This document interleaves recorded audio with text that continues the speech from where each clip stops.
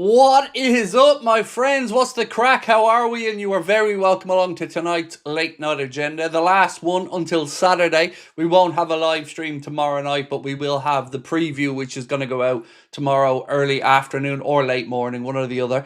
As always, thank you for dropping in. We're going to go through tonight and we're going to give you some words from Sadio Mane about his relationship with both Bobby Firmino and Mohamed Salah. We're going to be asking, are we really going to have a double swoop in January for Marc Guéhi and Antoine Semenyo? I get the feeling we're going to be asking that question quite a bit over the next few weeks. We're going to give you the latest updates from the likes of Jamie Carragher. We'll talk about some sports that are, well, some, shall we say, competitions. There we go. Competitions that are going to be moving platforms. We're going to tell you the latest about that. Sky Sports are getting European football back, but it's not the big one. That's going to Paramount Plus. We'll talk about Gennaro Gattuso and what's going on there with Federico Chiesa and lots more over the course of the next 90 minutes or so. Appreciate you all being in. First comment I spotted earlier on was from Christina van der Merwe that said, Craig, I hope you're feeling a bit better today. I am. I'm in flying form. Thank you. I really appreciate you looking out for me as always, and pleasure to be in here with you guys. Look, there is a lot to go through tonight, so I'm going to get cracking with a couple of the stories so I don't bore you all to death with an overly long intro. I do like to waffle at the start, by the way. It just relaxes me and eases me into the stream, so bear with me for the first moment or two. How's the family? And scoreline 3-0 Saturday, said Dean. Family are very good, yeah. Cannot complain, my man, cannot complain. Everyone's healthy and well. And you know what? I love your score prediction. I'm not going to give you mine because, of course, I'd love you to watch the preview tomorrow. But yeah, I'm predicting a win, like you. You know, the fixtures we've got coming up should be winnable. You know, PSV Eindhoven as well in the Champions League on Wednesday. So looking forward to hopefully a couple of decent performances. Right, let's get cracking with... Should we start with the Antoine Semenyo stuff? Because there's been lots of that today.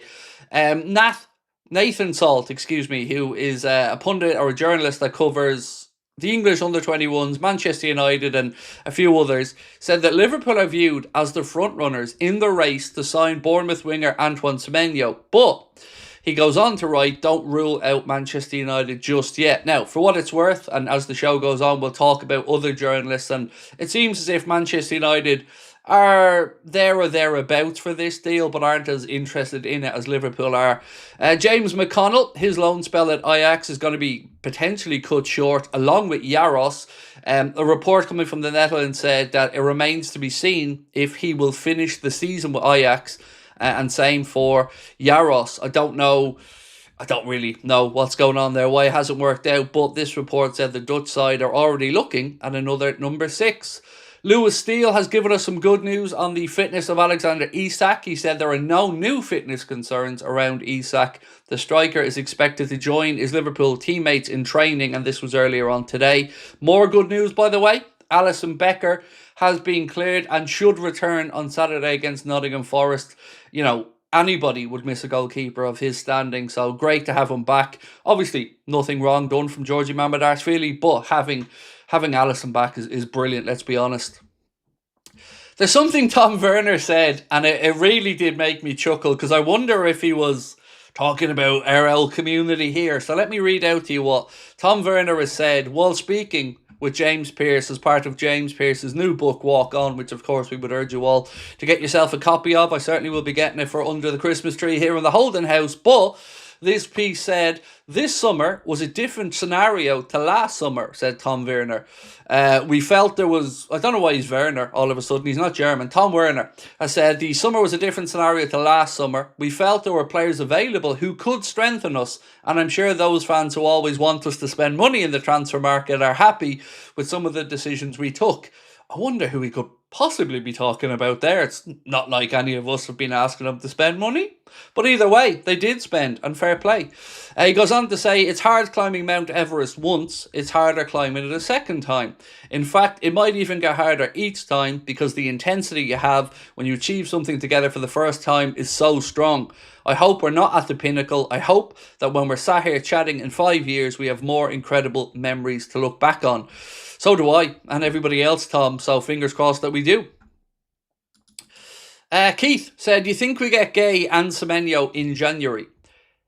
It's looking possible. Now, as the night goes on, the stories will, I guess, a little bit closer to what we're ideally looking for here. And it's not out of the equation, Keith. It does seem like Liverpool have somewhat moved things forward a little bit. And we'll go through it all tonight, though, and hopefully between us we can figure it out. But don't rule that out. It's absolutely possible. As I've mentioned, Lewis Steele also reported that Alisson Becker is set to return to the starting 11 for the game against Nottingham Forest. Liverpool could face a fight to keep hold of 15-year-old right winger Joshua Abe, with Arsenal and Chelsea circling for a potential poaching. Now, of course, I don't need to remind you guys that we went into Chelsea and took Rio Engamoa out of their youth setup, and it hasn't sat well with them, so maybe this is a little bit of potential payback. Tom Werner, also speaking about Florian Wirtz while speaking with James Pearce for his new book, said, when you have the opportunity to sign players of that calibre, you have to go for it. Take somebody like Florian. He's a remarkable talent. We could be looking at a future Ballon d'Or winner. He definitely watches the channel. Tom, you definitely watch the channel. Come on, these words could be coming right out of my mouth, Tom. Out of all the things that have been said about Florian, if even half of them come true, he will be a huge contributor for us, which of course he will. He ain't wrong there. A couple of fixture updates as well before I drop into the chat. And don't worry, I have lots more transfer news to go through. This update is for two games. The game against Bournemouth at the Vitality Stadium is now Saturday the 24th of January, and it's a 5:30 kickoff. So Saturday 24th of January, away game at the Vitality against Bournemouth, 5:30 kickoff, Sky Sports. Saturday 31st of January, the Reds are going to take on Newcastle at Anfield in an 8 p.m. kickoff. Now, am I imagining this? Or do every time we play Newcastle, is it an 8 p.m. kickoff? Because my recent memory of us playing Newcastle, they've all been under the lights. I don't know if I'm imagining this, but I swear the first game against them this season was under the lights as well. And I think last season, if I'm not mistaken. But either way, cracking fixture to have their last day of January. Newcastle coming to Anfield, 8 p.m. kickoff, TNT Sports. G. Swarrier said, if we get Gay and Bastoni, will you extend Canade's contract? Well, let's talk about Canade's contract, because Graham Bailey earlier on this evening put out a post to say, told that Liverpool remain optimistic that Ibrahim Konate will sign a new contract at the club following further talks. Now, that's not a guaranteed bona fide signing, but it's certainly positive news, right? I said to you guys the other day that my own gut feeling on this was that I'm feeling optimistic he might. I have zero information on the Konate situation, but, you know, just get a gut feeling. And I felt like he was leaning more towards signing than not. But, of course, we'll have to wait and see. But good news there that Graham Bailey has said, being told that talks have been positive. Red, how are we, dude? Said Gay and Semenyo recognition of transfer fails. So, yes. Quite simply, for a couple of reasons. One, we tried to sign Mark A. So, you know, it's not really a surprise that with the way we've been defending, maybe we're looking to fast track that a little bit. And on the Semenyo one, that's the really interesting one for me, Red, because he's the player that we know we looked at in the summer, but decided not to block the pathway for Rio. So something has clearly changed behind the scenes. They've obviously had a rethink and think that we could do with that extra attacking threat. I think personally, and this is just, again, good instinct, that if we do sign Semenyo, Chiesa will be out the door. That's just my gut feeling, not based off any information, just trying to make it all make sense in my mind. So if that was the case, would you be happy with that? Or would you accept it is probably a fairer question. So I'm going to ask that as the first poll of the night. If Semenyo means we lose Chiesa, will you be okay with that? Right, so if Semenyo signing means we lose Chiesa, will you be okay with that? Yes or no? I have to say, look, it's a glaring yes for me. And it isn't, again, because I don't rate Chiesa. I'm the same as everybody else, would love him to have got more minutes, but he isn't getting more minutes, and there's no point in us all just, you know, getting frustrated about it and saying, keep him, keep him, keep him. If the manager isn't going to play him, then the manager isn't going to play him. So I'd rather bring in somebody that maybe the manager will play and give us more options. That's it. If I thought Chiesa was going to get game time, same as all of you guys and girls, I'd be fully on board with him staying, but this would make some sense to me. Right, Thundercats Litterbox. What a name. What a name. Can we get a round of applause for Thundercats Litterbox? Because that is absolutely top notch. So, David, you know who, I know, did a statistical deep dive on Semenyo. He is not impressive. I think we'd regret signing him. I don't know who you're talking about with the deep dive. Maybe it's Lynch, is it? You can say his name, no problem with that.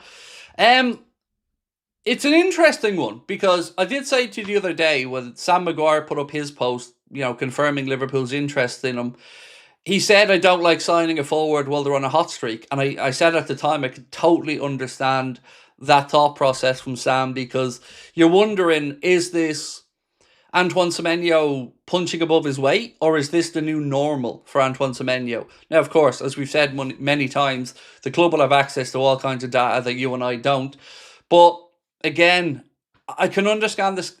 I can understand the skepticism. I wouldn't say myself, I think it's 100% success if we bring him in. There's a good chance, but he's not Michael Elise, as an example. I have to say, though, again, in my mind, I'm thinking, well, this is another option versus Chiesa, who's going to be sitting on the bench and not getting minutes. So for me, I'm on board with it because I think he just gives us another dimension to our attack. Right, I want to show you something. So you know the way I told you that we were, and I posted this in the Discord group and in the WhatsApp, we're lucky enough to be able to sponsor a local under 15 team here. I want to show you the jerseys because we got sent a copy of them today. So this is what they're going to look like. As you can see, they are Joma shirts, and it's the Interclassic jersey is the style. But that's what the boys are going to be looking like. I love it. I love seeing Anfield Agenda's name on the kit there. Feels to me like we're sponsoring either Atalanta or Inter Milan. But yeah, thanks to all of your incredible support. Like I said, proud to be able to do that. And be great to see the lads out there in the shirts thanks to you guys. Yes, blue and black. I can't change the colour of the squad, mate. I can't go in there and demand they wear red just because we're sponsoring them. But yeah, really proud to be able to do it. And so is Connor. And thank you to you guys for your support because without you guys being here, we wouldn't be able to do things like that. So yeah, thank you. We need a bigger squad, said to John. I think you're right, mate. I think you're right. Like, we went through the business we did in the summer, and I think most of us, will be happy with that business. But you're right about building it out a bit more. We're screwing ourselves for squad depth, by the way, and I've tried to make this point a few times.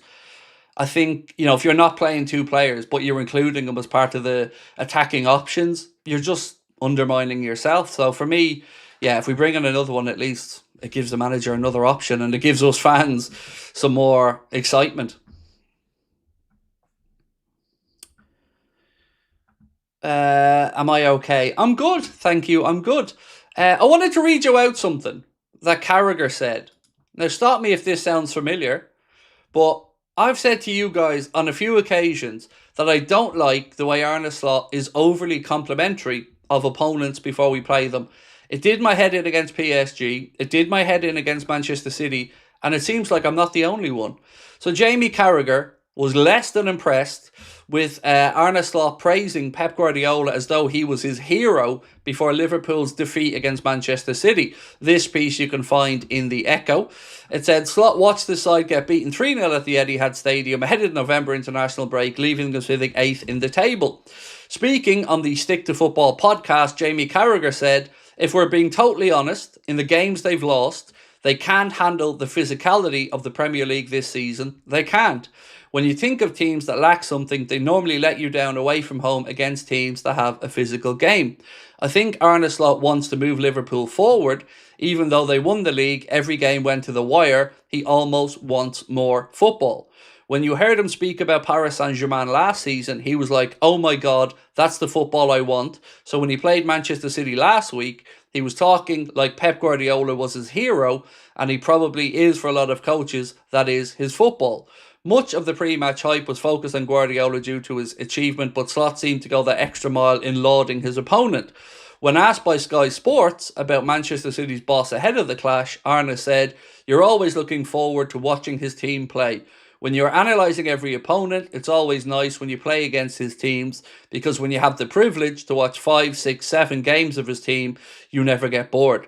At least I never get bored, because his team always have a very good and clear idea in ball possession. They always try to make people happy. I don't like that from our manager. I really, really, really don't like it. I don't like it one bit. You can be as fulsome in your praise as you want after we've gone out there and wiped the floor with somebody. But beforehand, it's not a good look for me, for a Liverpool manager, to be overly complimentary of anybody, let alone Manchester City. So I'm glad Carragher's called it out, because I don't like it, and I've said it to you guys on a few occasions, particularly that PSG one. That really wound me up last year, where, he was almost like, well, this is the dream. The dream is to be as good as this PSG team and play football in that way. Well, then do it. Do it, but, don't big them up before they come to Anfield in the second leg of a knockout game of football. Giant Gift said, I have a feeling that Semenyo might be more Manchester United grade and below Liverpool's grade. Look, when you make a signing from a club like Bournemouth, there's always going to be a question about the step up. But sometimes you look at players and you just know that they're destined for bigger things. So let's look at Bryan Mbeumo, somebody that Manchester United brought in that came from Brentford. And that's a step up. But I don't think anybody really had doubts that Bryan Mbeumo was going to be able to make the step up. I've said for many, many years on here, I'd have happily had him at Liverpool. I think he's a wonderful player. So you just knew he was going to do well. I would say Semenyo is getting into the same kind of territory now. Very good at Bournemouth. Would probably have liked to see a bit longer of this purple patch for him, just to see if it is the new normal. But I think he's ready for the step up. He signed from Bristol for 10 million, and now Bournemouth could get about 60, 65 million for him. And I'm okay with it. Personally, I'm okay with it, because we do have Rio coming through for the future. We have 2 centre forwards who hopefully we can get firing, and then we've got competition across the front line. So, it is always a judgment call when you're signing from the Premier League from a club lower down the table, or in this case, probably not lower down the table. But I'm okay with it if the club are okay with it. Wouldn't be my number one. That would have been Elise, but hey, we know Semenyo is gettable. We know the release clause, and we know that, if we want to pay it, there's a good chance you can get him. Semenyo's numbers aren't great if you look at them over previous seasons. His shots to goals is poor. Look, I'm not saying it's a bona fide 100% nailed on success, but I'm trying to think of it this way. Liverpool need a forward, and the manager isn't playing Chiesa and he isn't playing Rio Engamoa. So in my head, I'm thinking, is Antoine Semenyo going to come in and give us another option? Another credible option? And the answer to me is yes. Is he going to be of the standard of Sadio Mane, of Mohamed Salah? Maybe not. Maybe, but maybe not. But he's a credible option. He's a good player. That's if the manager's happy and the recruitment team are happy at that, I'm willing to give the man an opportunity. I'm willing to get behind him if he comes in, and I'm willing to hope he does well. But look, I do get it, of course. He's not like we're out there signing Elise, who's done it in the Champions League. You would be bringing in somebody who is making a big step up. But I think the numbers are right in this one. It makes sense to me. I don't think we're overpaying. But yeah, I'm good with it personally. Now I say this as though we've signed him and he's a Liverpool player. Of course we haven't, and he isn't. But it's possible, and it's possible in January. So fingers crossed on it.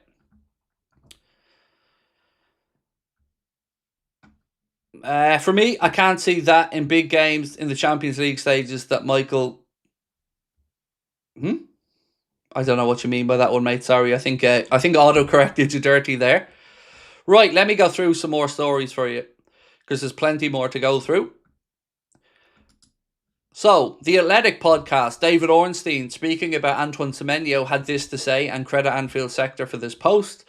They said, it sounds like Liverpool have a firm interest, but we don't know because there will be others contending as well. Manchester City are credited with an interest, Spurs too. For the time being, from the many conversations I've had, those seem to be the 3 teams genuinely in the frame. The industry is telling us so far that if there is to be a move, it's sounding more like a Liverpool, Manchester City, Tottenham direction of travel, subject to change. So, look, I don't know Manchester City's situation in the wide forward department. I don't know if they really are going to try to make a move for Semenyo. But, again, I hope he holds some advantages here. Kirkes is at the club, having came in from Bournemouth. Richard Hughes, of course, would have a good relationship. And if you hear about him talking about playing at Anfield like we spoke about yesterday, one sec, I'll just give you these quotes again in case you weren't with us. So he was asked, best stadium you've played at? And he answered, Anfield. It was scary. I scored, did a backflip at the Kop end thinking I've got them rattled. And then they pushed the team to even more. I'm standing there thinking, oh my God. So again, Anfield. You know, for all the opposition fans that tell us Anfield ain't it, well, how many players have you heard? How many managers have you heard? How many opposition have you heard say that Anfield is a powerful factor? And again, it must be a joy for these guys to play at Anfield in front of the best fans in the world. So, yeah, hopefully Semenyo is tempted by the allure. Chiesa has been given a fair chance. You really think so? It's interesting. I dare say if we ask the chat, do they think Chiesa's been given a fair chance, the answer might be a little bit different, but, you know, it is what it is. All the best will in the world for me, you, or anybody else isn't going to get him more minutes than he's getting. So, you know, I don't think he's had a fair chance personally. But then again, I'm not on the training ground every day. You know, I don't see what the manager sees.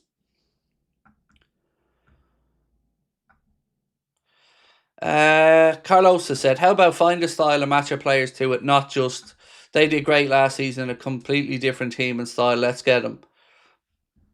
But respectfully, you would think that that's happening. Now, I totally understand why you've said it, because we are all scratching our heads a little bit thinking, what are we trying to do? What is the style? But these guys aren't idiots. They have to have a process behind signing a particular player. And just because we haven't seen the end product of what Arne wants to do yet, doesn't mean that there isn't a thought process to the way they go about signings and who they want to bring in and why. I don't just think it's a case of let's go around and bring in all the best players that have done really well in the last year and bring them all to Liverpool. I really don't think that's the case.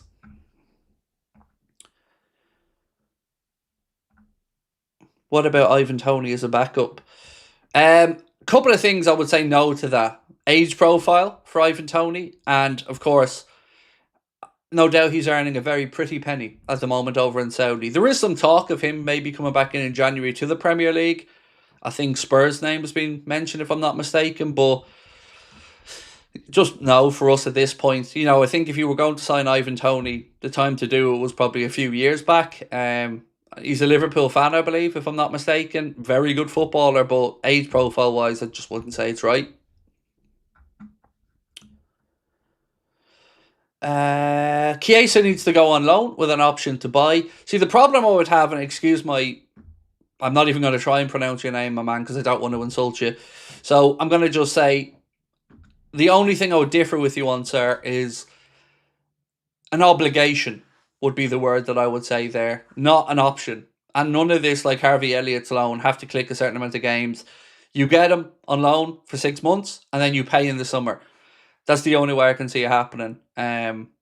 Also very intrigued by the quotes from Gennaro Gattuso, the Italian national team coach, because he was asked again about Chiesa's absence from the Italian squad, and he said, you know this very well. You always ask the same questions. I call Chiesa. I call him before every international break. The problem isn't Gattuso or his coaching staff. It's his problem, not ours. You know that very well. You always ask me the same questions, and I keep giving you the same answer. So, you know, that's where he's at with the Italian national team manager. Doesn't sound too positive.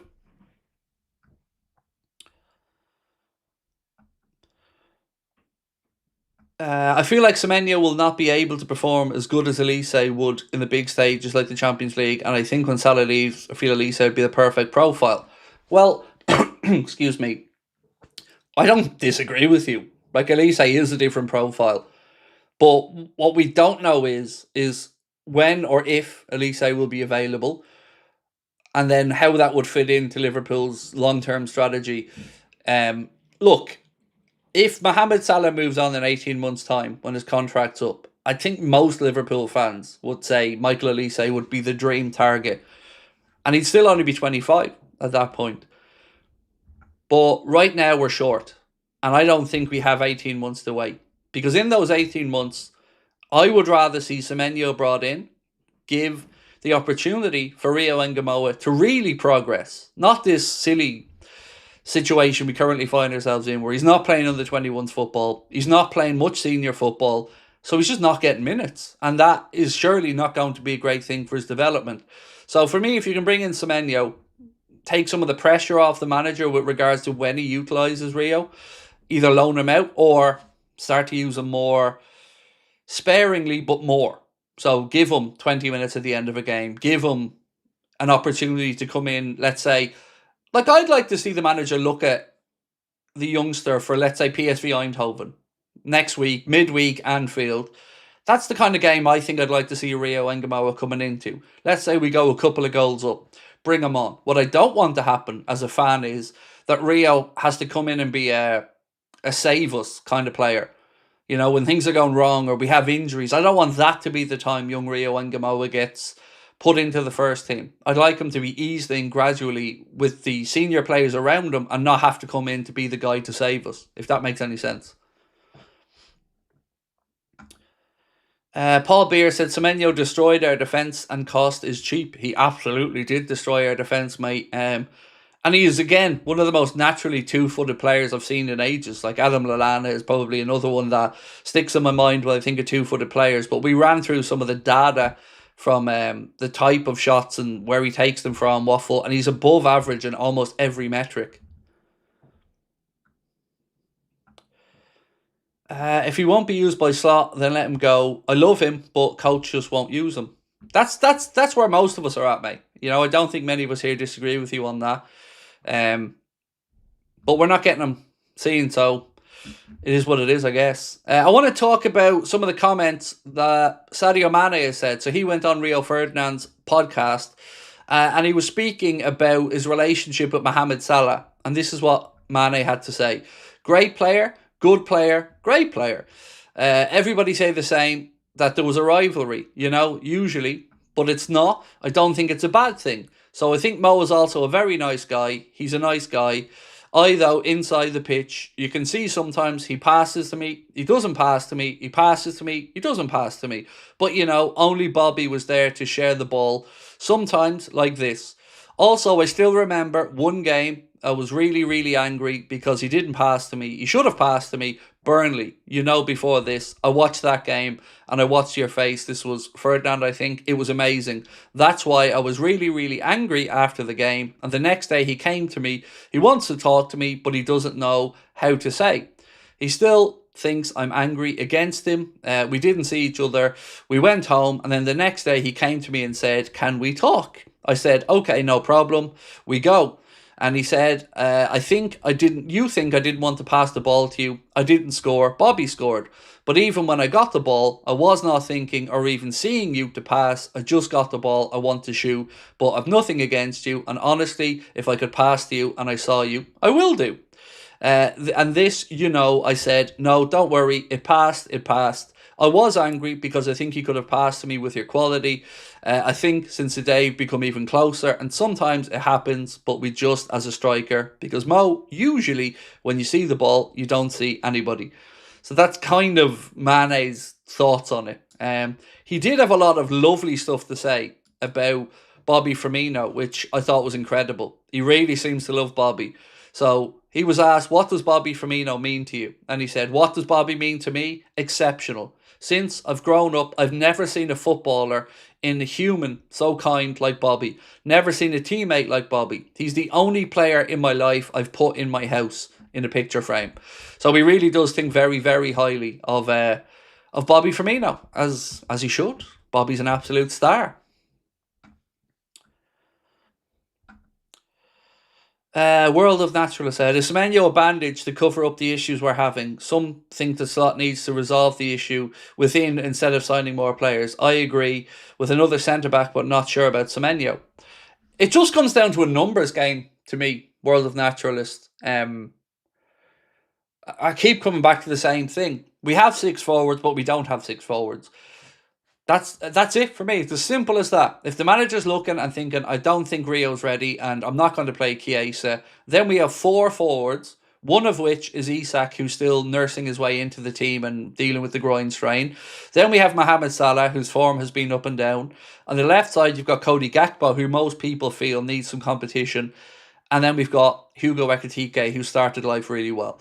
So it's just a numbers game to me. You know, if the manager can have another option that he believes is good enough and actually will utilise, I'd rather that than looking at the bench and getting frustrated again that he's not playing Chiesa, that he's not giving Rio Ingamo a minute. It's just a numbers thing for me.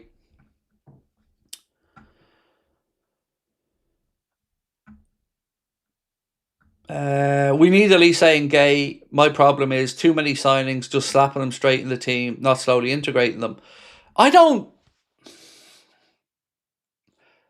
I keep pushing back a little bit against the too many signings thing. Because if you run through the starting 11, I just don't think it plays out like that. Alisson's the keeper. Right back was a situation we could do nothing about. So it wasn't like we just went there and made signings at right back because we wanted to. They had no choice. So we've got a right back in Bradley who was already at the club. Left back, all of us last season wanted a new left back. So we got one. And Kirkes, yes, he hasn't hit the ground running yet. And Robbo stepped up. So there's still a battle there. Centre-backs are the same as last season. Midfield, pretty much the same as last season. Salah's on the right wing. We have to get in a new striker because, of course, Diogo tragically passed away and we knew Darren was going to be sold. So the only argument for me is that we didn't replace Diaz. After that, I don't really think there is too much change in the team. Because what have went through there, what is there? 3, 4 max new players. So yeah, I've always felt a little bit different on the too many signings. But what I do agree with people on is it looks like we don't know the structure. That's the thing I'm having a problem with as a fan.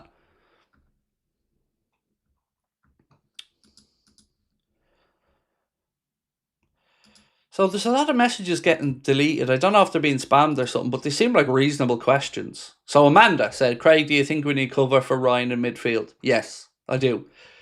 One of my big fears is that we have so many players in the team, Amanda, that are very specialist. And if they go, we're screwed. So Verge picks up an injury. I think we're up shit creek.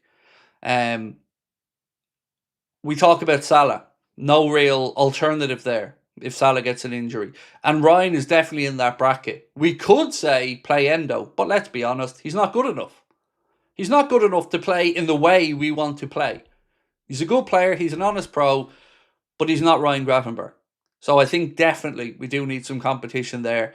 But honestly, I think if you bring in another player in the 6, you probably sell somebody else from the midfield because there's only so many positions there. And if you just look at the sheer volume of midfielders that we have, it's a lot. McConnell could be coming back as well, don't forget. So he could be added into the mix as well. Then you're looking at a situation where you've got Gravenberch, McConnell, Endo, Jones, Soboslai, McAllister, Gravenberch, Wirtz, all vying for what, 3 midfield spots? So yeah, I think you'd probably have to move one on at some point if you brought in a backup or a competition for Ryan.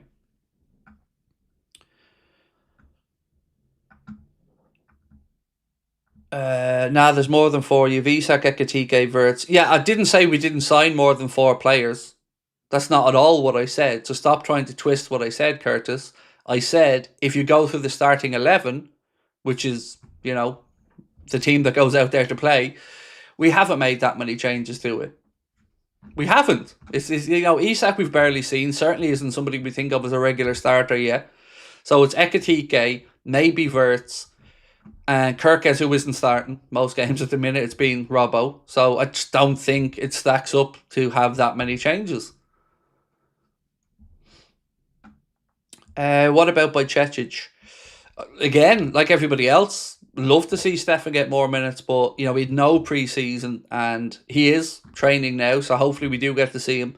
But judging the way we've seen Arne so far, when players haven't had a pre-season, I'm not really expecting to get many minutes, unfortunately. I wanted to just talk about Harvey Elliott for a minute, because there's been some reports of Harvey Elliott may be coming back, like we've spoken about, but our instincts were right on this one. He couldn't go out on another Premier League loan. So if Harvey Elliott comes back to Liverpool, he'll either have to be sold outside of the Prem, or in the Prem. I think outside, actually. But he couldn't go on another loan to a Premier League team. So if Elliott comes back in, there's talk that there are teams in Germany and a few others interested in him. And I really do feel for Harvey. He went away with a heavy heart to try and get some football, and it's just not worked out there at Villa at all. They're not going to get enough minutes to activate the clause, or enough games to activate the clause that they have to buy him. So it looks like it's certainly possible that Liverpool could be triggering that clause to bring him back. Also, I did say to you guys there's been a bit of change with the European football rights. So from 2027, the Times newspaper write that TNT Sports has lost the rights to show the Champions League from 2027, with the streaming platform Paramount Plus in pole position to win the contest to broadcast the tournament in the UK. Now, I have had a little bit of experience with Paramount Plus because I'm a big fan of Landman, and they're the streaming platform that show Landman.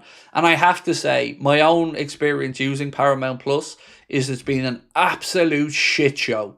It was 45 minutes for us the other day just to try and re-trigger back the subscription.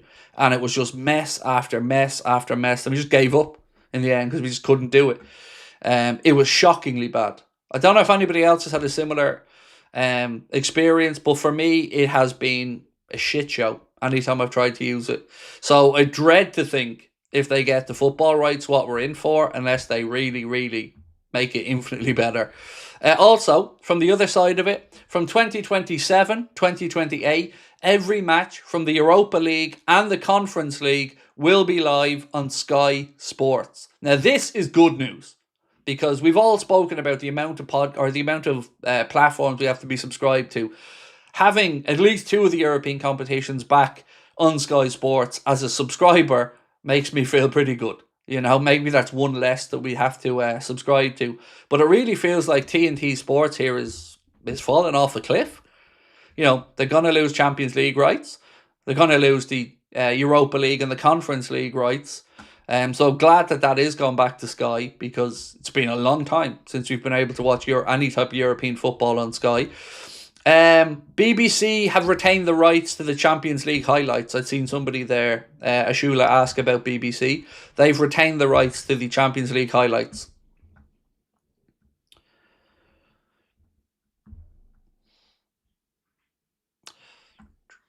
Get Harvey back and use him. He's our boy with Curtis. It is going to be interesting. I don't see a world where he comes back in and gets game time, for what it's worth. I think because we brought in Florian Wirtz, I just don't see his situation, Harvey's, getting any better with the amount of opportunities.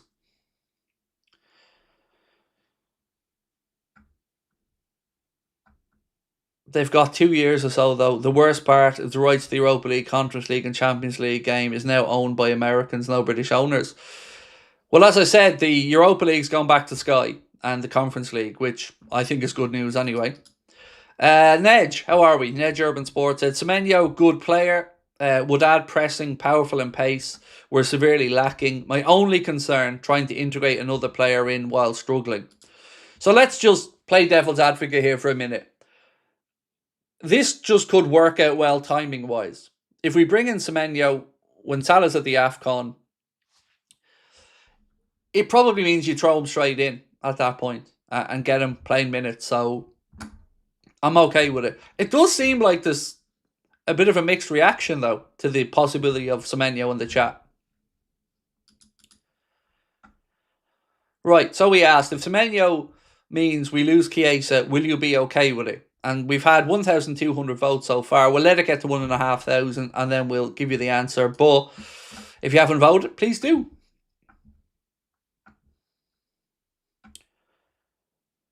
For me, I would love an FA TV kind of streaming service. Shows Prem down to League 1, 2, as well as Cups. I don't think that's likely, though, because they're owned by different entities. Um, the Premier League is a stakeholder, I believe, in the FA and the league format, but Premier League on its own is its own, service. I agree, by the way. I've said this so many times. It's one of the few things I've agreed with Simon Jordan on over the years, is the idea of a Premier League streaming service where you get every game and you get behind the scenes stuff, you get training stuff, you get Premier League content, you get rights to past games and stuff like that. I've said this for years on here. I'd love that, and I'd sign up for it tomorrow.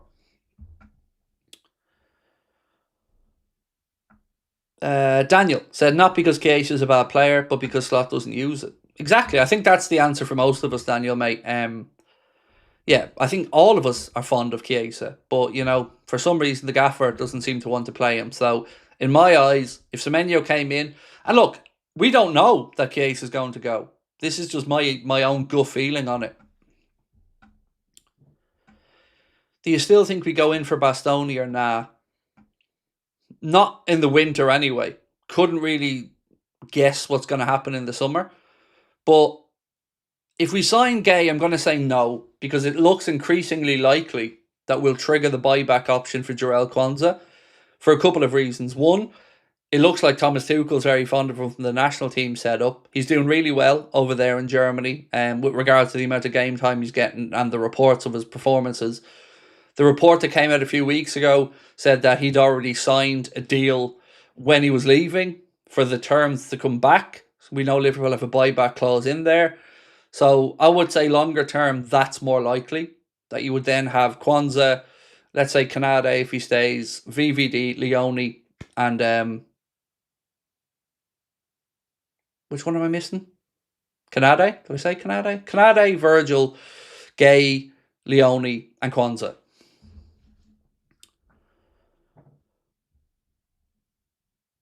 That meme guy said, damn, a Premier League only subscription where you watch any Premier League game live, that'll be Christmas come early. It'd be great, wouldn't it?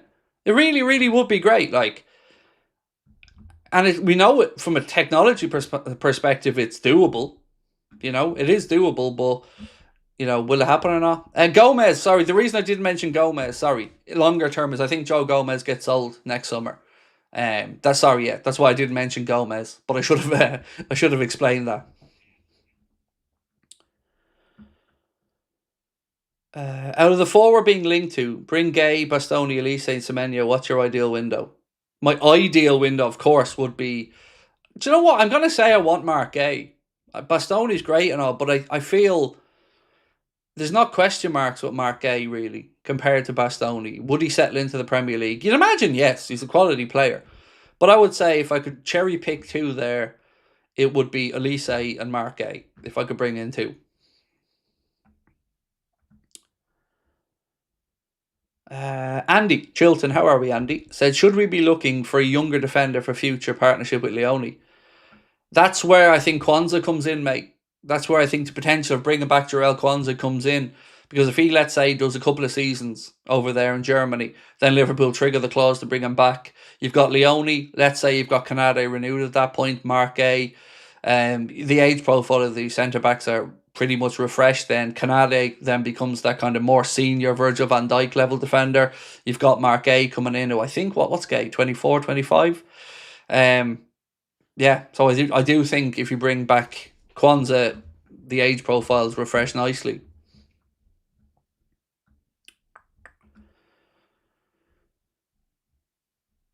Craig, I can see Semenyo in January, Chiesa out and in the summer, Salah to Saudi replaced by Elise. I don't... See, it's hard to say. My instinct is to say I don't think Bayern Munich would sell Elise, but the whole Anthony situation made that very interesting the other day.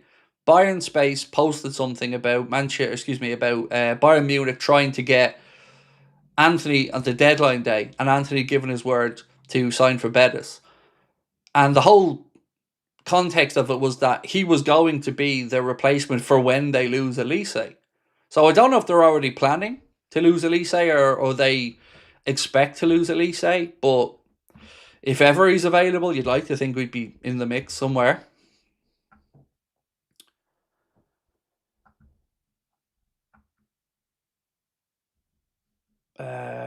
Marque and Leone for the future if Canade leaves. Well, Graham Bailey reckons that things are looking sort of positive there. Graham Bailey posted to say, told that Liverpool remain optimistic that Ibrahim Canade will sign the new contract at the club following further talks. So, I look, again, it's not guaranteed, but it's certainly more positive than hearing that he's likely to leave. Andrew said, definitely Marque and Semenyo. Wharton would be a nice addition to help Gravenberch in the middle. I don't think there's a possibility of Wharton going anywhere in January, in all honesty. I think that's a summer thing if he goes. I was reading something interesting as well from Marcus Krosche, the sporting director at Frankfurt, and he was talking about the way they kind of operate and do business, and I found it interesting. He said, there are times when you have to sign players from the outside, but we need to prepare our squad with the anticipation that people will leave. He went on to say, with his speed and one-on-one ability, Bahoya replaced Marmouche, is also Ugo Ekitike allowed him to grow. Before he left, Omar was the key player and used all the attacking space. When we sold him, Ekitike grew into those areas and became the key player himself.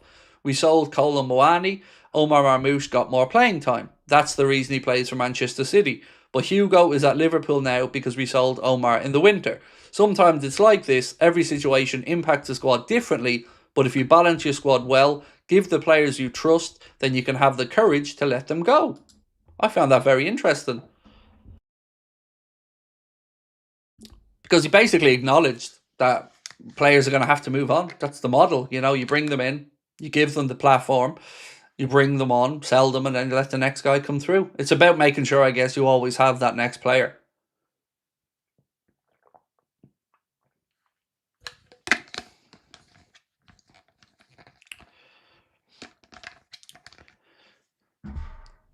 Don't forget, I did say to you guys the other night as well that my own information was that Gay had given his word to Liverpool and that he would become a Liverpool player. So, yeah, I'm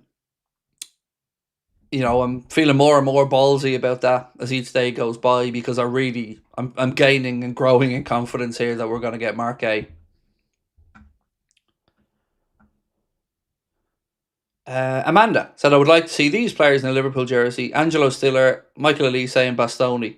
I don't have any complaints about any of those names personally, but I just don't think Elise for the time being, or I think he struggled to get Bastoni out of Italy. That's the problem, I think, there.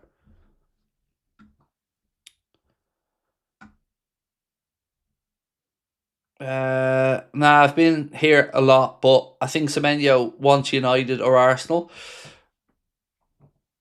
Look, I can't answer that. I don't have a clue. I'd be just guessing to say where I think Semenyo wants to go or not want to go. I don't have a clue on his personal preference. But what I would say to you is, United looked at him and then brought in a Bromo and Cunha. And then they've invested in Sesko as well. So I think if you're United and you're talking about the areas you need to spend in, defensive midfielder is probably the top one for United.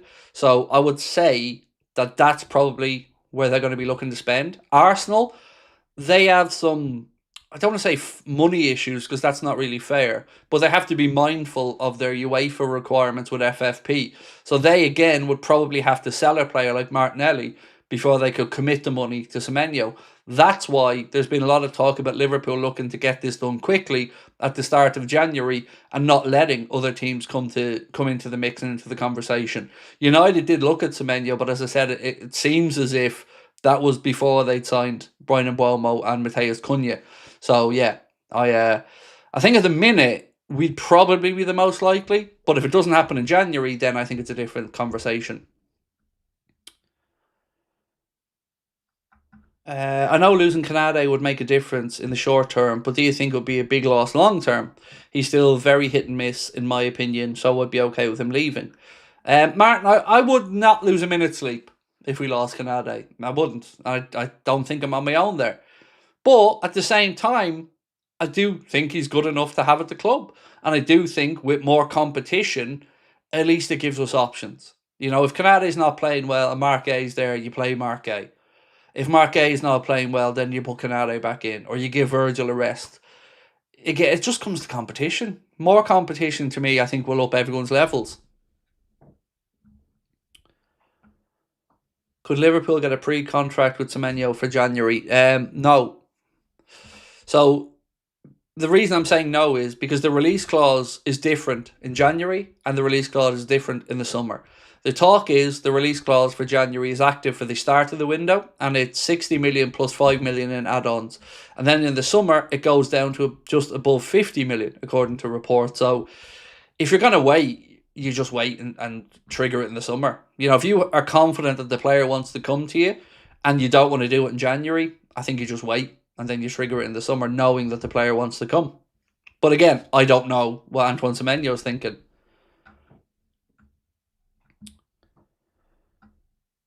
Why is Gay making statements? The trouble with the Isak transfer was unwanted media publicity. What statement are we talking about with Mark A, Wayne? Yeah, I don't know what statement you're on about, to be honest, mate. I'm not saying there isn't one. I'm genuinely just saying I don't know it, dude. And I think, to be fair, the situation with Isak was very different. I mean, the whole thing was very different. Mark A has gone back to playing, no kicking up a fuss, you know, accepted that the transfer didn't happen. So, yeah, I don't think there's anywhere near any level of toxicity in that situation like there was with the Isak signing. And again, he's had a contract at the end of the season, so Palace kind of are up against it as well in that regard. I can see Rio going in January for the remainder of the season. Yeah, there's been a little talk about that, Jonathan. Look, I could understand it. You know, I could. We talked about this yesterday in that he's not playing with the 21s. And the reason one of the journalists said yesterday is because he'd lose 3 days training basically with the senior team if he did. But my argument here is the kid's not going to progress just training with the first team. If he's not going to get minutes, he's not going to progress. So if there was a loan out there, and look, I don't even know who to or, you know, what he would do, but let's just say for argument's sake, you loaned him to, God, I don't know, Leeds, just for argument's sake. I could understand that. You'd want him to go somewhere where he's going to play. He's going to get minutes and he's going to get good competitive Premier League minutes. I don't want him going to the Championship. I don't want him going down to League One. It would have to be the Premier League. He'd have to get used to the pace and physicality, for me, of where we're at and to show that he can do it at that level.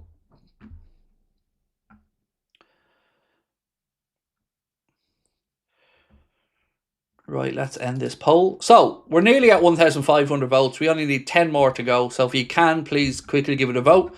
If Semenyo means we lose Fede, will you be okay with that? And the reason we're talking about this is my own gut feeling, and it is not based off any information whatsoever, is if we sign Antoine Semenyo, I think that probably opens the door for a January exit back to Italy for Chiesa.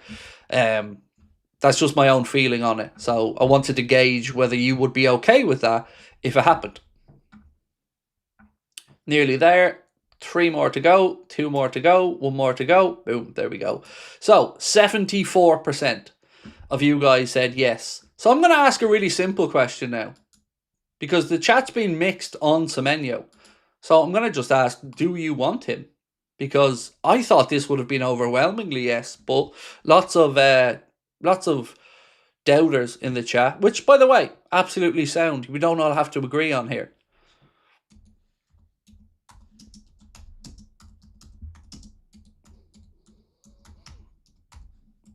Right, so, simple question. Do you want Semenyo? Yes or no?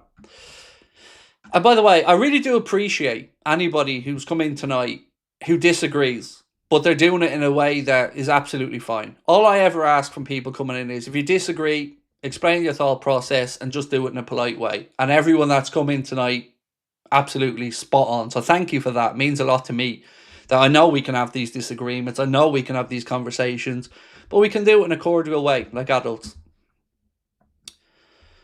Wouldn't Semenyo be off the AFCON? No, they didn't qualify. Yeah, I asked a similar question the other day, but Ghana didn't qualify for the AFCON, so yeah, he's not he's not going. And that in itself surprised me, to be honest, hearing that Ghana didn't qualify. You know, because when I think back over the last 10, 15 years of Ghana, they've been pretty high level.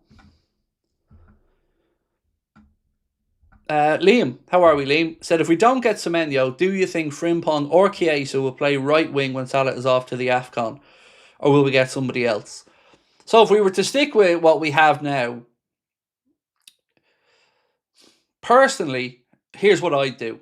I'd probably put Wirtz or Gakpo on the right and put the other one on the left. So let's say Wirtz left, Gakpo right, or Wirtz right, Ekitike left, Isak through the middle. You know, we'd all say Chiesa, right? But, you know, I don't think we're going to see Chiesa getting, 6 starts in a row on the right-hand side if when Mo goes to the AFCON. So, yeah, my gut feeling would be we could just shift. You know, I know we're all obsessed with inverted wingers, but, back in the good old days, a winger used to go on their stronger foot on the outside. So I think there's a world where we can do that as well. Alistair said be no signings in January. I think you're wrong, Alistair. I think you're wrong, mate. And I think the narrative around January is going to change and is changing. And the reports over the last few days seem to show that the direction of travel that's now likely we'll see business in January. Don't know if it'll be 1. Don't know if it'll be 2. Don't know about outgoings. But honestly, I think it's starting to get to the point where we'll bring in a centre-back, at least. What else was he saying?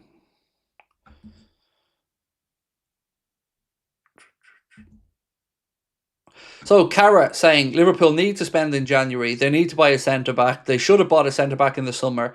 They didn't. And then one centre-back they did buy, Leone, a young Italian player, looked fantastic in the game he played in the Carabao Cup. Unfortunately, he got an ACL and we won't see him until next season. So, look, I just feel we're going to sign somebody at this point. And if I had to put my money down, I'd guess on Mark A.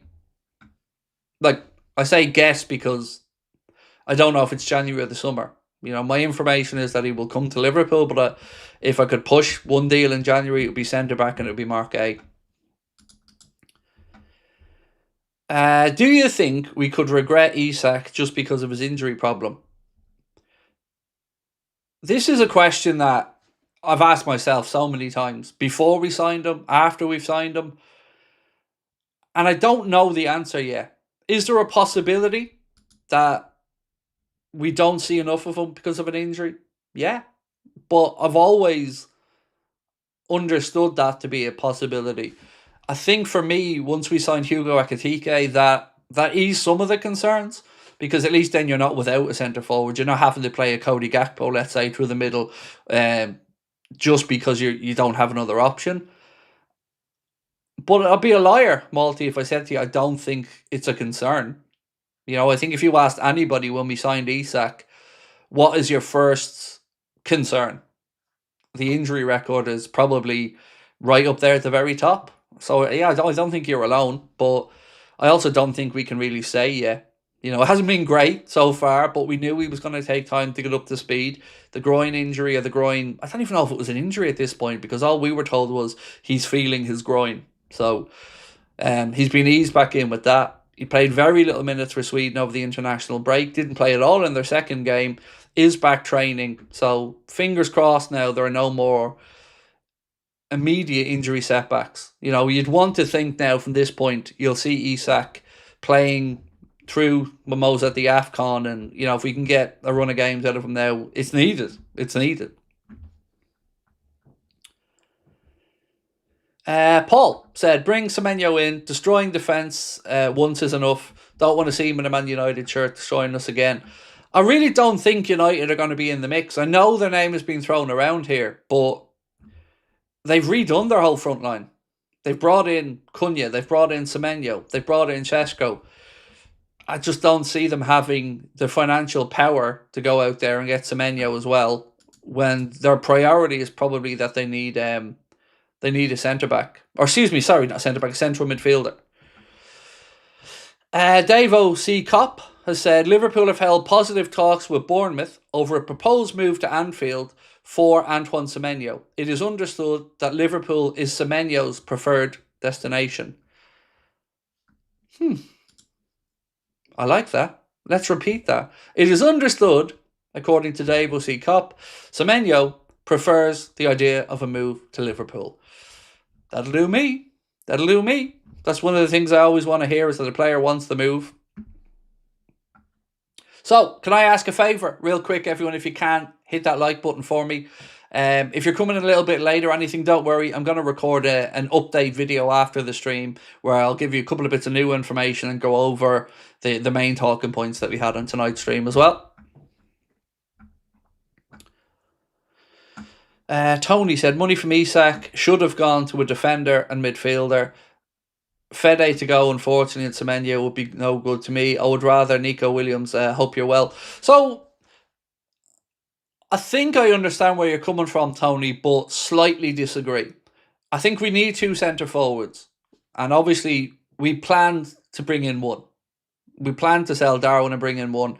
And obviously, what happened with Diogo was not something anybody had expected.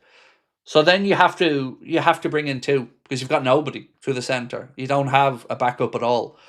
I can understand your thought process, because I think even Jamie Carragher said something similar where, you know, you usually have that one guy who's the guy at Liverpool as a centre forward, and then you bring in, you know, somebody maybe versatile that can play in that position as well.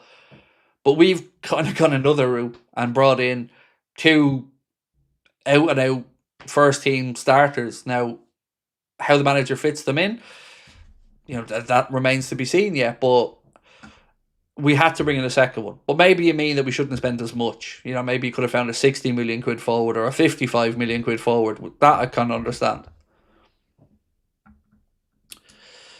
I read Isak could be sent for surgery to fix it. I really wouldn't have a clue. I honestly, mate, I wouldn't have a clue, because, you know, I'm not a doctor and I don't even understand the injury or that type of injury. I have a memory of reading something over the past couple of weeks that was like, normally these things eventually need surgery to put an end to it once and for all. But when do you squeeze that in? You know, when do you find time to do that? Give him his rehab and not screw Liverpool. I don't know the answer to that. Also, today, I don't know if you guys seen, but the draw was made for the playoffs for the World Cup for Europe. Ireland got drawn away against Czechia in the semi-final of the playoff, but if we were to get through, we'd host the final at the Aviva against either Denmark or North Macedonia. And I got to say, I'll take that. As an Irishman, I take that before the draw.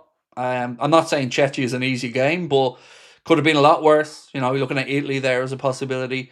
So I'll take that. And the second leg, if we get through Czechia, I mean, best of luck coming to Dublin. If you're Denmark or North Macedonia, most likely going to be Denmark. Best of luck. You might as well just not come, because I know Denmark have come and put us to the sword before. I remember watching that game and just thinking, shit, we're being taught a lesson. We're being schooled here.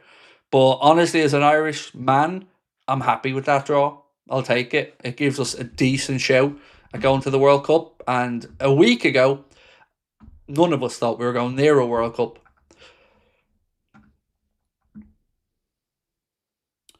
Alan Garcia said, I'm holding my tongue to speak about Isak, but I would have 100% not brought him in, knowing his injury history and the amount of money paid, and waiting for him to prove me wrong.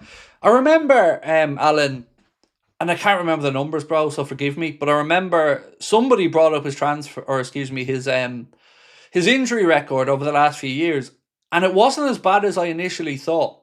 Now, while I totally understand your point, and it's a very fair one, I think our perception doesn't really match his injury record, if you get me. I think we think he's injured more than he has been. That being said, I would have preferred to spend that same amount of money if we had it, if we could have managed to bring in Julian Alvarez, which it doesn't look like he wants to come back to the Prem, but he was always my top choice, number one, if we could bring in somebody, because I think he's a very Liverpool-style player as well.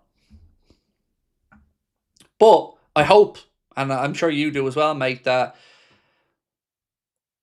we're not talking about Isak's injuries in a few months. We're talking about him settling in. We're talking about him going on a run of goal scoring that, starts to put the fear into opposition. This is really interesting from Alex. Said he's played more Premier League games in the 2 seasons than Saka. Is that true? That's a very interesting bit of information if true. Yeah, wow. Is Isak available for Saturday? According to the reports today, yes. Let me just read this one out to you. Where was it? Yeah, this one here. So Lewis Steele said there are no new fitness concerns around Alexander Isak. The striker is expected to join his Liverpool teammates in training today, and that was earlier on today. So it's looking good, and Alisson is expected to start against Forest as well on Saturday.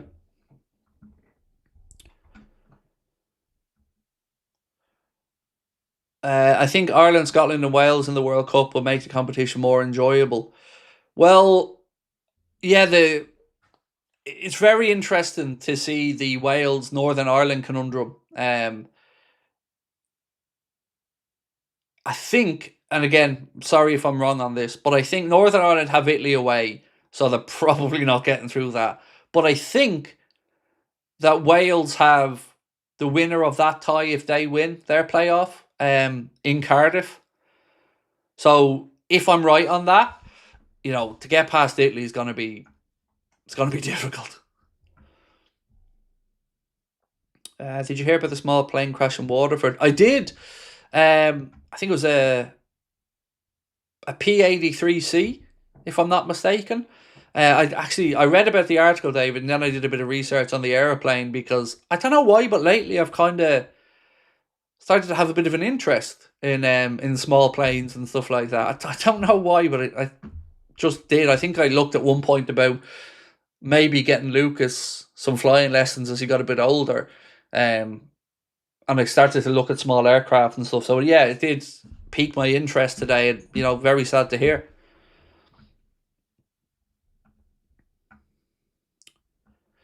Zachary said, "Hi Craig, how are you doing? I'm good, thank you, my man. What formation do you think Liverpool will use against Forest, and will Isak play? And I think our next league match are not too hard." Well, according to Opta, the next 8 league games for us are the easiest of any of the teams. Not to say we're going to win every one of them, but it does look like there's some winnable games coming up. What formation? 4-3-3 or some variation of it. Again, whether that's 4-3-1-2, 4-3-2-1, or 4-2-2-2. I think you're looking at some 4-3-3 layout.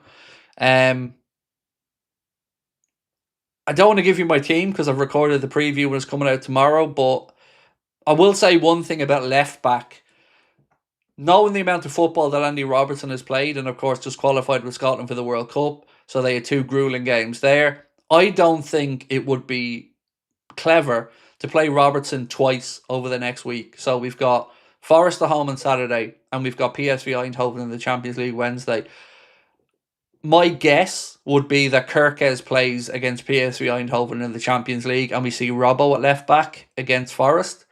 I think that would be the right call as well. But also, the one thing I'd say about this weekend is just start the game quickly.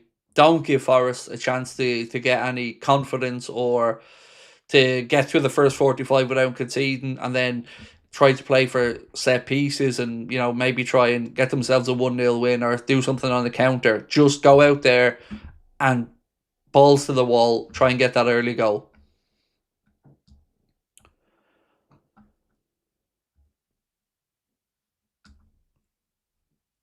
What's your best starting 11? It depends on the opposition. Honestly, it does. I wouldn't be too far removed from the 11 that we've seen against Real Madrid and Man City as a starting 11. Really, I wouldn't. Alisson, Bradley, Kanade, Virgil, Robbo, the 3 midfielders that were here last season, Salah on the right, Ekitike in the middle, and Wirtz on the left. That would probably be my strongest 11 now. Couldn't really talk about Isak enough because we haven't seen him, so I don't know, is he going to outmuscle Ekitike. Don't know if Ekitike might move to the left. So it's somewhere in and around that.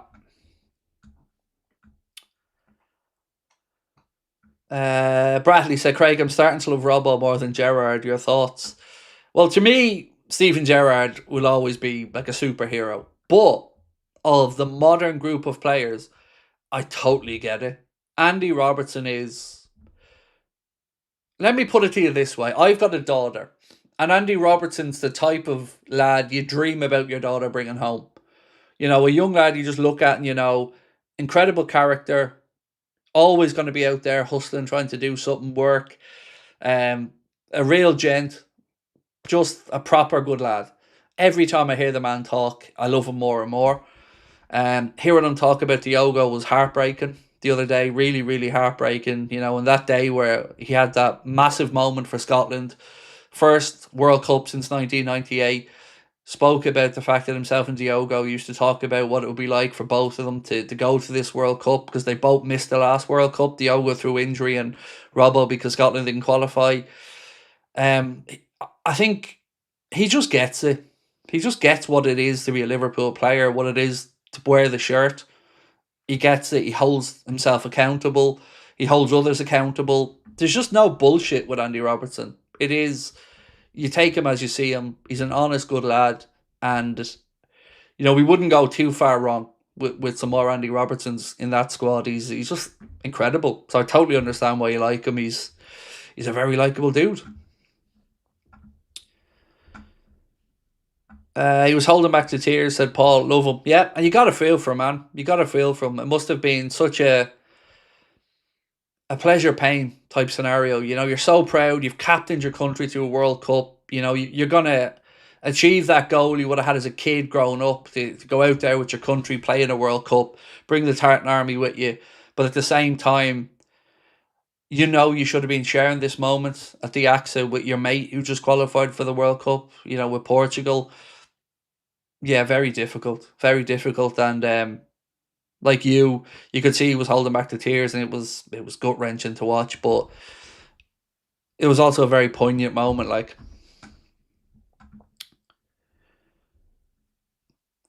Sci-Fi said, Robbo being rejected from a football club could have broken him and ended his career, but he hung in there, kept working hard, chased his dream. Exactly.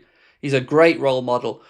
He was let go by, was it Celtic or Queen's Park? I don't know the actual time frame, but he had a post on social media just looking for a job at that point as well. And who would have thought, if you asked young Andy Robertson at that point, do you think you're going to go on, win a Champions League, win a couple of Premier Leagues, win everything there is to win in English football, win the Club World Cup, go to a World Cup, captain your country? I dare say he probably would have thought you were nuts. But he did. And that's testament to him and his courage to not give up. Everyone noticed when Mo cried, but few seemed to notice it. But so many times you could just tell how much Robbo was feeling over the loss of Jota. I have to say, World of Naturalist, I didn't know that they were that close before. Like, I didn't know he was best man at Diogo's wedding. Like, I really didn't know that their relationship was that in depth. So yeah, perfectly natural to have, maybe seeing how it affected Mo, but Robertson, you can see what Diogo meant to him, like, or means to him.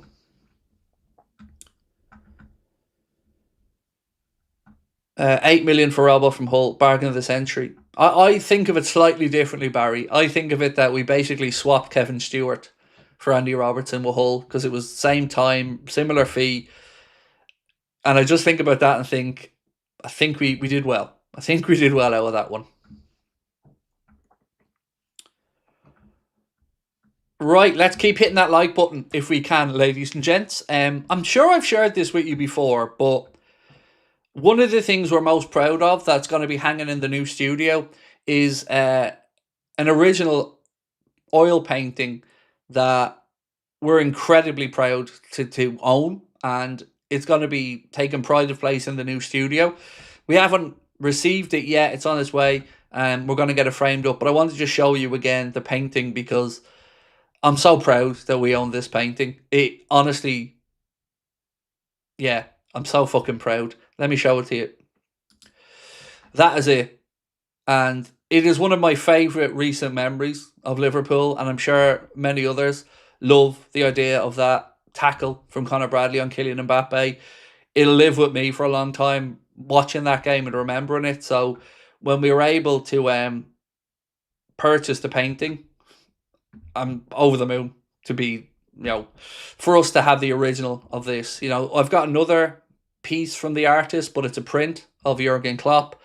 I'll show you the print in a minute, but I'm absolutely over the moon to be able to have this hanging in the studio. And yeah, very grateful to the artist as well, who was, more than fair with us. And the original of this Klopp painting, by the way, is still available if you want to check it out. One sec. I'll show you the... Where is it? Yeah. So the original of this is still available. This is just a print, what I'm going to show you now. Oh, I never do these right. One sec. Always make a feckin' mess of these.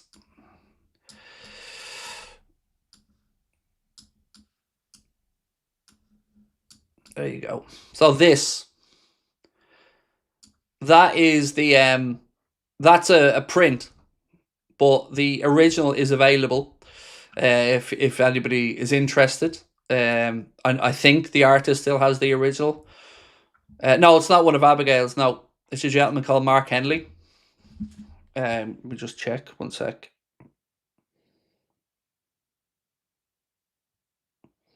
Wayne Henley, my apologies, because I've got another painting from a gentleman called Mark. Sorry, Wayne Henley is the artist of that one and the picture of Conor Bradley.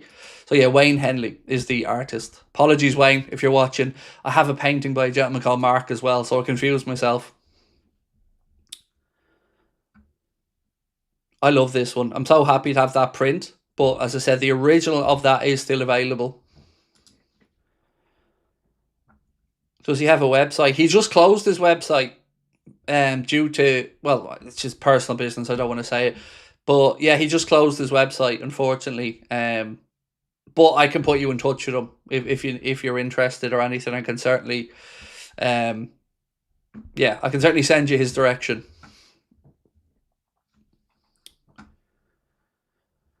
Paolo said, iconic moment. That hacker will still be talked about when he's retired. Absolutely. One of my favourite moments of the last 10 years.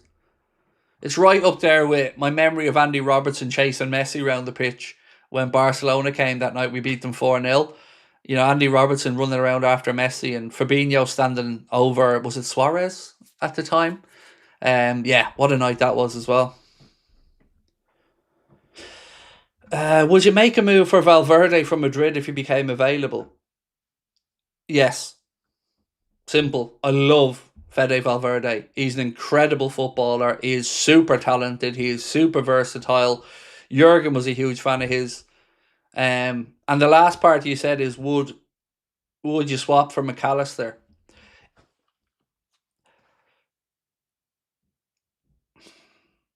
Yes, I think I would. I only say that because I feel like McAllister wants a spell in Spain at some point. I love Alexis McAllister. I've just bought a signed Maca Argentina shirt. I love the guy to bits. But Valverde in, yes, I'd take that. Because of his versatility as well. Now, I'm not wishing Maca away, but you've posed me a question and I always answer them honestly. Yes, I would swap Maca for Valverde. I would. I think Valverde is incredible. Interesting question though. And look, these are questions that it'd be easier for me to just say, bat them away and not answer them. But I always want to be honest with you. And I am somebody who is an admirer of Valverde as a footballer. I think he's the real deal. As is Maca, of course.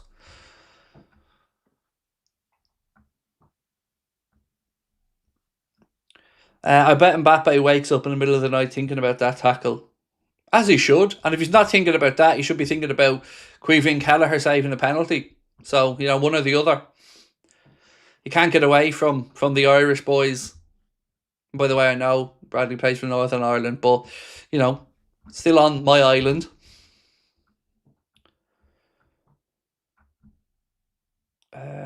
Right. Let's get back in. Sorry, bear with me, folks.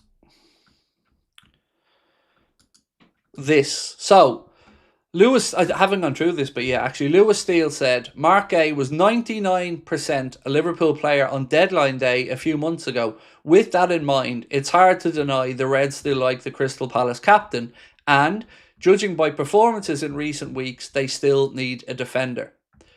So, the other day I told you my information is that Mark A is giving his word to Liverpool, and since that, the stuff that started to come out, I think, kind of backs up what I've been saying. It does feel to me like if you think about it, Madrid backed away, according to reports. They said it was because of his wages. I don't think that's the case. I think it's because he told them he was headed elsewhere. And I remember when we missed out on Mark A in the summer, and I don't know if other people paid attention or remember this as well, but I swear I remember Sky Sports doing a few segments where they talked about the likelihood of what happens with Mark A next. And I'm almost certain that the journalists on there said they expected him to go abroad. And they spoke about Barca, Bayern Munich, Real Madrid, and they almost wrote Liverpool off, or at least weren't even talking about Liverpool as a possible future destination. It felt like, at least on Sky, that they thought we'd missed the chance then and that was the end of it. Like, he wouldn't be coming back. I always looked at that a bit differently. I would have assumed, because I put myself in his position, this club are willing to put their money down on the table for me. And it wasn't because the club pulled out, it was his team pulled out of it. So for me, I'm thinking, well, I'd had an agreement with this club. I'd done my medical there. They were putting their money where their mouth is. And then you've got others who only want him because he's on a free. And that certainly seems to be the case with the likes of Barcelona, Real Madrid. Not really sure about Bayern because I don't know whether they were interested previously or not. But surely that means something to a player as well. When they know a club are willing to put their hard-earned cash down for them, it shows the willingness that they really wanted them. Sonder said, who leaves in the summer, Craig? In my opinion, Gakpo and Tsimikas. I don't think Gakpo leaves. Not after signing a new deal. I think what Gakpo needs is that Diaz type other player to push him. And because Cody Gakpo, I think, is very good tactically. I think he's very astute. He always chips in with goals. And I don't want to say he's one-dimensional because that's very unfair. But there are traits I think he's missing. I don't think he's as good at taking a man on. And I don't think he is as pacey as I would like in a wide player. But when we had Diaz and we had Gakpo, I really felt like we had a great balance of options on the left side. So I don't see Cody Gakpo going anywhere, to be honest, especially now after signing that new deal. Tsimikas, that's an interesting one because Roma seemingly, Gasparini, according to reports, isn't a big fan and hasn't really been won over by him. So what happens with Costas longer term, I'm not sure.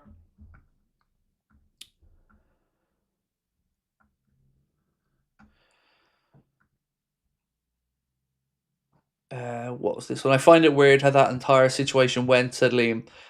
I will just question why we left it so late, Liam. That's the part I think that many of us found concerning.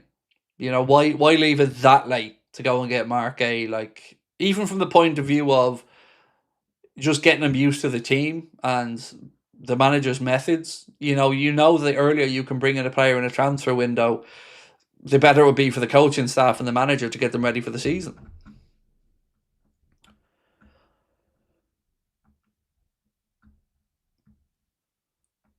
Have I seen the picture of Paisley carrying injured Emlyn Hughes off the pitch? I can't remember. I'm sure I have, but it doesn't jump out in my mind to me at the minute. Jonathan said, no, we definitely need Gakpo. I love how he salutes the fans when he scores. I just like Cody Gakpo as a guy as well. He just seems like a good dude. And I think he's one of those players that some fans will just never give credit to. And it's unfortunate because, like I said, if you look at his numbers, He always chips in, always does his fair amount, always has his fair amount of goals and assists. And my memory is that he usually scores important goals as well in big games. Saunders said Palace will do business. We left the thing too late. I think, yeah. Like, we knew Palace needed to bring in another defender. So, yes, maybe if you kickstarted this conversation earlier in the summer, Palace would have known what they were working with financially there and maybe could have found that centre-back. I definitely agree, Saunders, that we left it too late. J-Bob said, Craig, if Semenyo goes to Arsenal, Arteta will ruin that pace and press and waste it on corners and set pieces. Hopefully he goes to a different team. Tired of seeing players turned into tactical robots. My best guess, and of course it is a guess, is that Rodrigo goes to Arsenal in the summer and Martinelli moves on. That's my best guess at how that works out. But it is, of course, a guess, because I think Rodrigo will maybe look for a move away. He's not getting enough game time at Madrid. And I don't think Arsenal are ready to pull the trigger that quickly on a move because of the UEFA FFP stuff. I think they need to move someone on. What do you think the price would be for GUEHI in January? So this is where we have this very interesting conversation where everybody says 15 million, but then we all have to come back and say, yes, that's very well and good from our side, but Palace ain't going to entertain that. So I think realistically, the number is 20 to 25, probably closer to 25. Because you've got to 10 Palace into it. If you're going to say 15 million, they're going to think, well, we'll hang on to him. A few league places or, going a bit deeper in the Conference League or whatever might be worth that 15 million. So you kind of have to make it worth their while as well as feeling like there's value. And look, whichever way you dress it up, bringing in Mark A for 25 million quid is still a damn good bit of business. You're still getting a top quality leader for 25 million quid. I know you could have him for free, but still, it's still good business. Is Semenyo for 65 million better than Elise for 120 million? You see, when we're talking about this as fans, I don't give a shit about the money. What I mean by that is, I assume whatever the club pay, they're comfortable with. So as a fan, I look at that and think, would I prefer Semenyo or Elise? And the answer is Elise. I don't care what they cost. That's up to the club to figure out. It's not, but it is our money. You get what I'm saying? Like, if club are happy with the numbers, I as a fan just look at it and think, is this player going to be good enough to come in and help us and improve us? And the answer to that is yes. So I would say Elise over Semenyo. And I dare say I think most people would agree. Because, as I said, we want the club to spend money and do well, but ultimately it's up to them to decide what they deem as value. And after that, I just look at it and think which one's better for us or which one would I prefer. How's the headquarters coming along? It's doing okay, yeah. We I think the roof should be going on tomorrow, all going well. Yeah, it's good. Look, I don't expect to be in there working until maybe late January, early February. We're reliant on shipping for the table and a few other bits and pieces. We've got to kit it out, paint it up and hang a load of stuff. So, yeah, it's coming along well. Thank you. We're getting a spell of dry weather, which helps as well. So hopefully it will progress. I did take a picture of it today. One sec. I will show you this now. Oh, God. Just one picture. Just one feckin' picture to be the right size would be lovely. 1 second.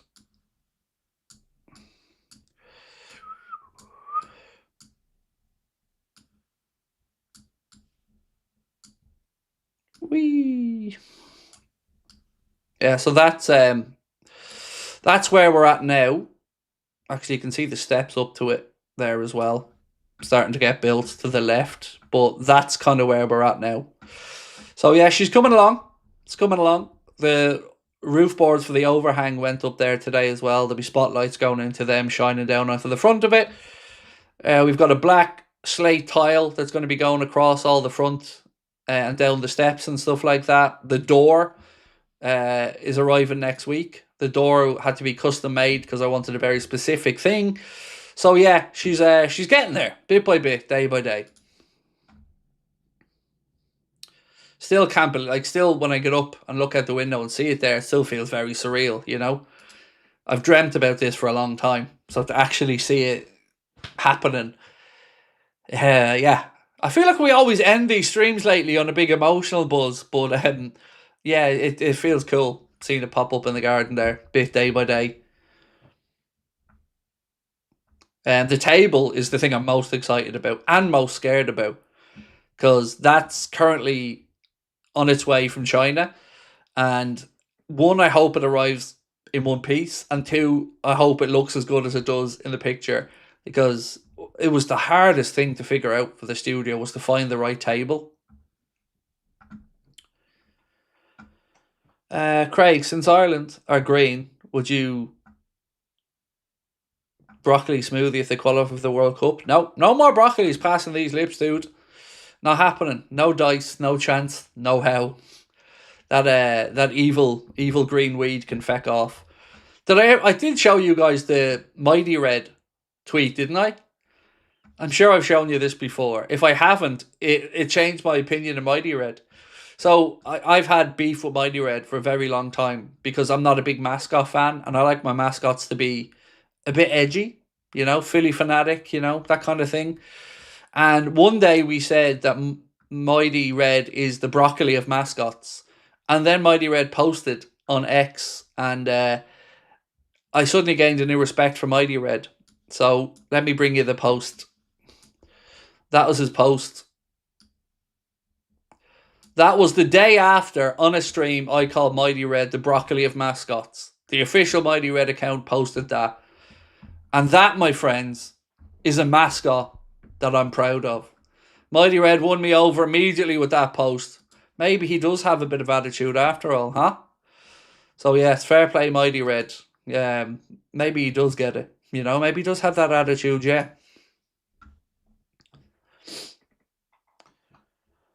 Broccoli is healthy, tastes delicious with certain foods. Look, I'm not arguing on the healthy part, but you can take that taste thing and, you know, run with it, because not for me, dude. It makes me gag.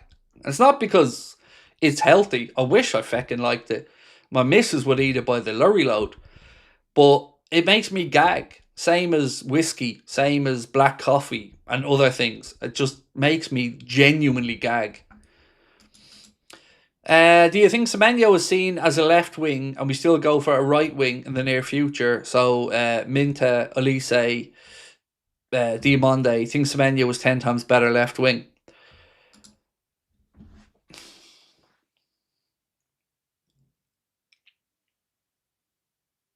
Longer term, yes. But shorter term, maybe not. You know, look, we know we need somebody to cover when Salah's away. But after that, you're looking at Gakpo. What happens with Wirtz? How do we play? It's very difficult, Sander, to answer the question without knowing if there is going to be a change to the system going forward. So, I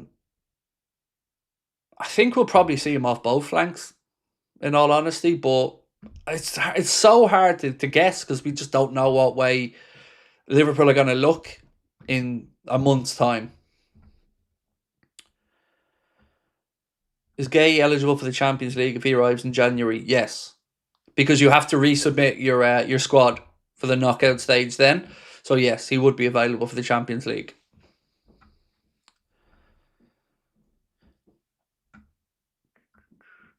I think if we get Semenyo in January, Fede is 100% going in the summer. That was kind of my guess as well. So we asked you, do you want Semenyo? That's the question that we have running now. We've about 10 minutes left on tonight's stream. So if you haven't voted yet, still time to do so. The question simply is, do you want Semenyo at Liverpool? Broccoli's a nice substitute for cauliflower and cheese. Yeah, do you know what else is lovely? More cheese. More cheese. Or a bit of pasta and cheese. No, I'm not a vegetable person. Look, I don't look like I'm a fucking vegetarian or somebody who eats pure vegetables, like, but yeah, it's just not my cup of tea. I finally caved in and bought a coffee machine, by the way.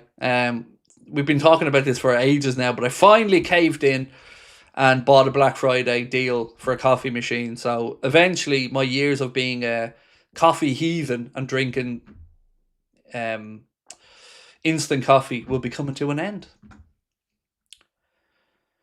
Do you think Wirtz has been poor because of the team and especially Salah not passing the ball? So I don't think Wirtz has been poor, is the first thing I'd say. I don't think he's been amazing, but I don't think the narrative that others want to put in there, like opposition fans and stuff, I don't buy into it. Yeah, I don't buy into it at all. I think Wirtz is, he could have had a few more goals and assists, granted, but I think he's getting better, performance on performance. So that's the answer I would give you. Like we read something out the other day. Let me see if I still have it. Kind of leans into what you were talking about there about Salah. I just want to see if I still have it here.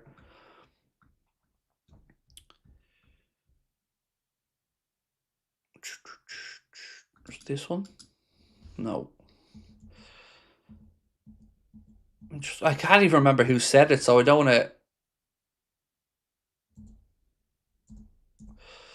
put words in somebody's mouth and be unfair. So I'm trying to find the post.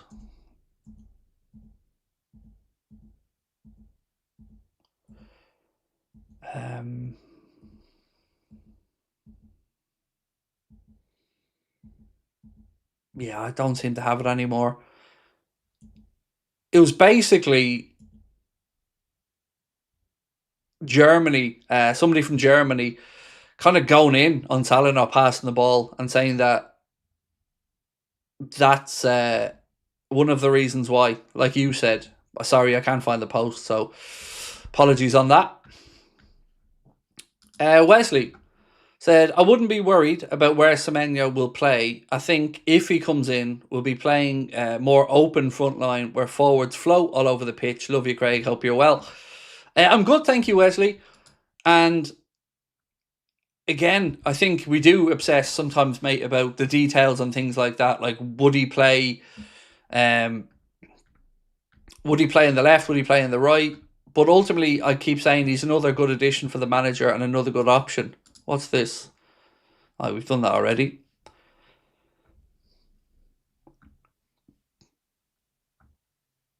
I was drinking it long before I got my pension. I don't know who that was to. Those coffee pods are terrible for the environment. I didn't buy a coffee pod machine. I bought a machine that grinds the beans and presses it with one touch of a button. I don't like the coffee pod machines for two reasons. One, I find the temperature's never right when the water comes out. And two, I just think they're a pain in the arse. And it doesn't seem very cost effective to me, those coffee pods. So yeah, I've never been somebody for those. I'm not a Chris Stonage, let's just say. So for me, I got a machine that you just pour the beans in. It does everything after that. That meme guy said Wirtz is adapting and is clear because he plays wonders in the Champions League and recently the German national team. Grim Reaper said Wirtz is slowly getting better, but he's not one to run the team. If the team fails, he fails, whereas Dom can run a team. No disrespect to Wirtz. I think Wirtz will get there, though. You're right in what you're saying. Dom can grab the game right now by the scruff of the neck. He did it with Hungary as well, until Troy Parrott showed up. But I agree. Wirtz will get there, though. Is it a Ninja coffee machine? No, it's a Siemens. A Siemens EQ 500, I think. Something like that. So yeah, I think it's a Siemens EQ 500. There's a couple of things about what I liked. The milk thing can come off and go straight in the door of the fridge, so you're not wasting a load of milk. As I said, it's one touch, and it even has an option to put instant in it if you want to as well.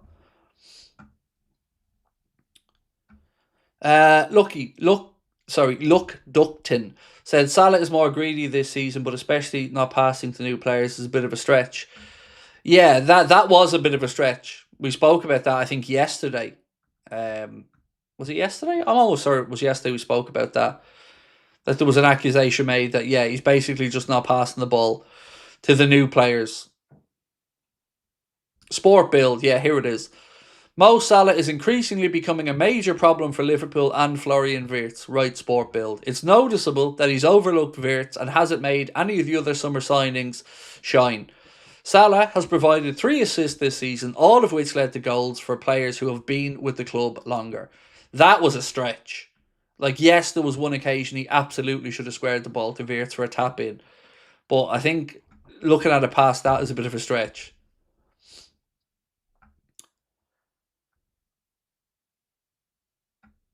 Okay, mate, talking about grinding the bean and now talking about Siemens. I know, dude. Well played, though. Well played. I'm glad to see that your brain works equally as dirty in a way as mine does.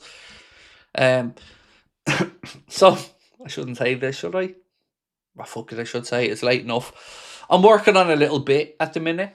And the bit I'm working on, earmuffs, kids, by the way, it's 10:30. I should be alright on this. I'm working on a bit at the minute in my mind because I'm trying to start writing a few little skits and sketches because I have aspirations of stuff down the line. But I've been working on a little bit in my head about the thought process that a man goes through before he takes care of himself.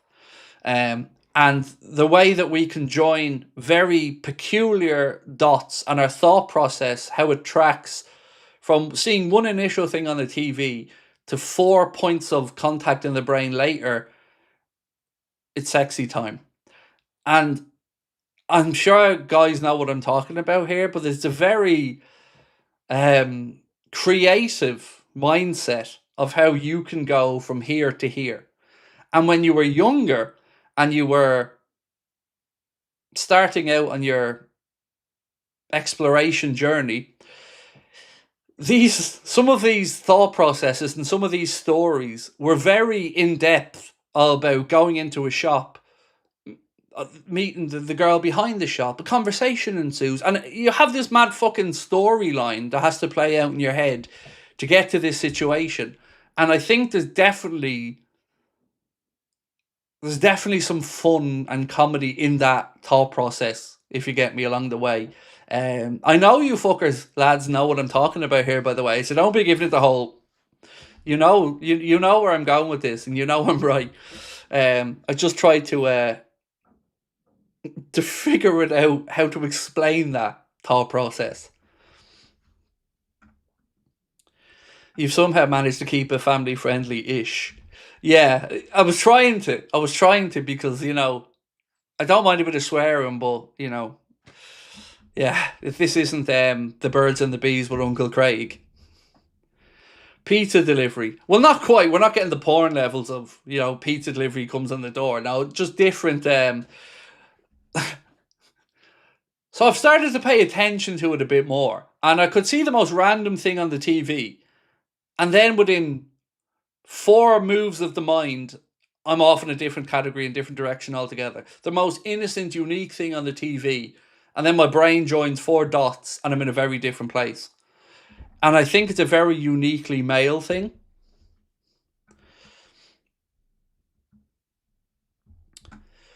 In your opinion, who's the best underdog? Greece winning the Euro in 04 or Leicester winning the Premier League? I'm going to say Leicester because it was over 38 games. What Greece did was bore their way to a defensive Euros, which was cool, by the way. Incredible. And I go back to Denmark as well before that, by the way.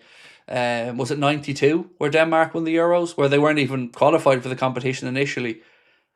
But yeah, I'd say Leicester because they did it over a 38 game season. That takes incredible consistency.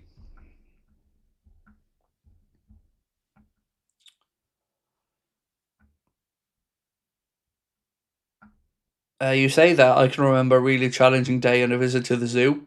I'm saying nothing. I'm just saying us men can go from the most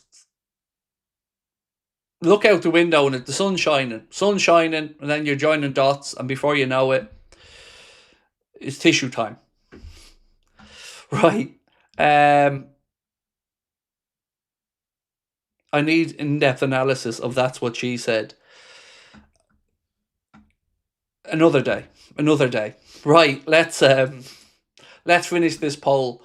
So, do you want Semenyo? 86% of the people that were kind enough to vote said yes, they do want Semenyo coming in, and you would certainly be able to put me in that 86% as well. Craig, I know it was the other day. What did you think of Robbo's post-match interview about Diogo? I was talking about it a little bit earlier in the stream, mate. I found it very intriguing, and I also found it heartbreaking, of course. But yeah, it was very insightful, and I think it was very brave of Robbo as well to be as open as he did. So I commend him for that.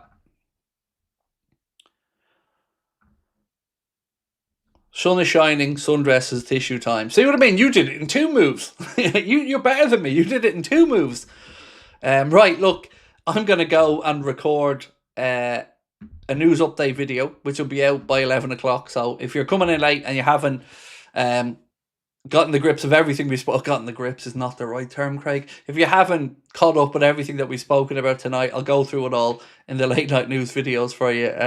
Appreciate you. Tomorrow, no live content tomorrow. We're going to take the day off from streaming. There will be the preview coming out tomorrow, and yeah, we'll see you on Saturday then for the watch along. So appreciate you. Do hit that like button for me before you head off if you can, and we'll talk to you soon. Much love.